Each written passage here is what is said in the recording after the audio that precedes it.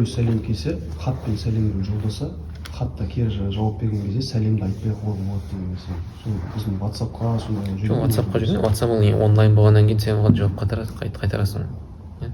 Сен прямой көріп тұрсың да ол нәрсені. Ол сәлем қайтару керек та. Жазғанда WhatsApp жазып жібереді, ассалаумағалейкум, стикермен қайтарады.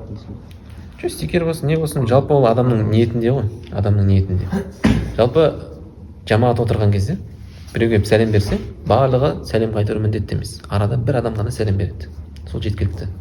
Біреу сырттан тұрып ассаламу алейкум дейді. Ассаламу алейкум деген мағынасын өзі, алейкум деген сөздің өзі ол көпшілікке айтылған сөз.